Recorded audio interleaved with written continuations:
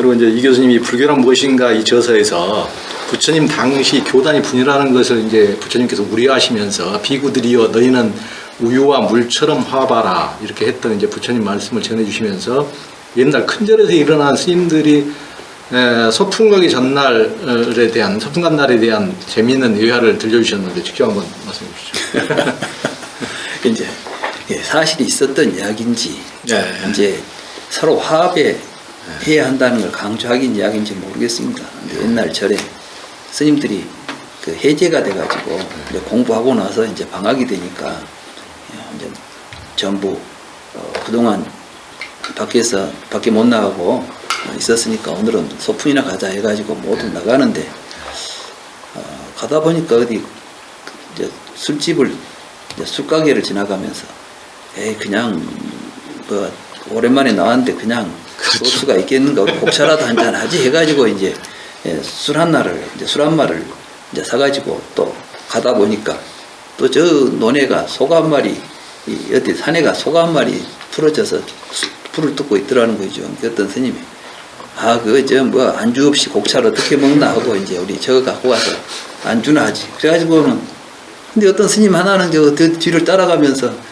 아니 중들이 말이야 수행하는 중들이 뭐 저럴 수가 있나? 술을 먹자고 한다고 음주계를 범하려고 한다고 이제 속이 이제 그 안에도 지금 불편한데 이제 또 속까지 잡아먹자고 하니까 이제 속이 뒤집어져가지고 이것들이 중들이야 이게 뭐야 이거 아니 이런 놈들고 내가 수행을 해야 돼 말아야 돼 이제 속이 아주 부글부글 끓었다는 거예요. 그래가지고 모두 같이 막 먹고 재밌게 놀고 들어왔는데도 이 스님은 먹지도 않고 놀지도 않고 화만 잔뜩 나가지고 와서 이제 그 절에 큰 스님을 찾아가서 스님 이번에 가가지고 술 먹고 소잡아 먹고 왔습니다. 이제 일로 바친 거예요.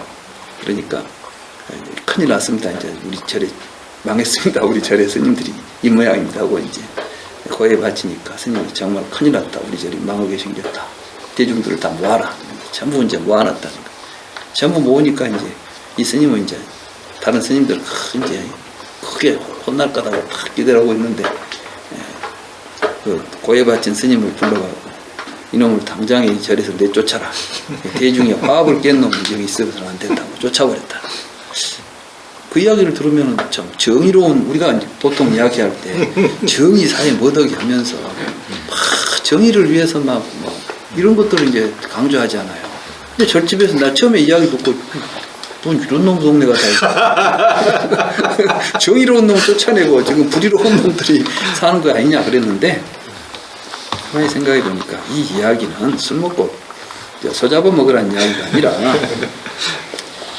계가 뭐냐 계율의 근본이 뭐냐 이게 이제 이걸 강조한 거예요. 그렇지 소 잡아 먹으라는 이야기가 아니야. 근데 제가 이제 그러다가 맞지마니까야 보면 물덩어리 경이 있잖아요. 물덩어리 경에서 부처님이 누가 당신은 제자들에게 뭘 가르칩니까? 그러니까 나는 다투지 않고 사는 법을 가르칩니다. 제가 이제 그 뒤에 그렇구나. 사람이 다투지 않기 위해서는 그게 최고 덕목이다. 서로 어떤 가치력이 어울려 있을 때는 그 사람들이 서로 같이 어울려서 행복을 누리도록 하는 게 최고 가치지 다른 게 있을 수 없겠구나. 그때는 소도 잡아먹어도 좋고 술을 마셔도 좋겠다. 사람들이 모셔서 오늘 술 한잔 하면 기분이 좋겠다 해서 서로 같이 화합을 한다면 근데 이제 술을 먹으면 꼭 그 지혜가 이제 상해가지고 모두 이제 판단력이 없어져가지고 싸우고 다투니까 문제지. 그렇지 않은다면야 뭐 술부 자체가 문제가 아니죠. 술을 먹고 우리가 취하게 되는 그릇된 행동들 자제하지 못하는 행동들이 문제인 것이지 술도 음식인데 음식 자체가 문제가 있을 리가 없지 않느냐 이런 생각을 하게 된 거예요. 그리고 저도 이제 살아보니까 저도 젊었을 때 이제 우리 애들도 자라면서 내가 가지고 있는 어떤 가치 기준을 가지고 잘못한다고 막 꼬집고 하다 보니까 사이가 멀어져 버렸어. 그래가지고 애들이 자라서 보니까 아빠하고는 같이 옆에 오지도 않으려고 그래. 그래서 이제 내가 매우 슬퍼졌어요. 예, 생각해 보니까 그게 아니구나. 가장 중요한 것은 서로 소통하고 서로 화합하고 껴안아주고 보듬고 가야지. 우리가 뭐 하나 가치로 내세우는 것들은 그 가치의 근본이 뭐였냐면 함께 화합하고 살자는데 그 목적을 두고 있는 가치였는데 그것이 만약에 우리들의 화합을 깨뜨린다면 과감하게 버리기도 해야 되지 않겠냐. 그래서 이제 결국 사람들이 사는 사회는 서로 가치가 어우러져서 서로 같이 화목한 것, 우유와 물처럼 섞여서 사는 거지. 고고한 척하고 나는 뭐야, 너는 뭐야 하고 서로 이렇게 갈등을 겪고 이 분리가 일어나는 현상은 정당한 부처님법이 아니구나. 이걸 이제 느꼈어요. 그리고 계율을 보면 계율의 정신이 화합에 있다. 질서를 지키고 가는 가운데 함께 공존하고자 하는 공존의 원리다.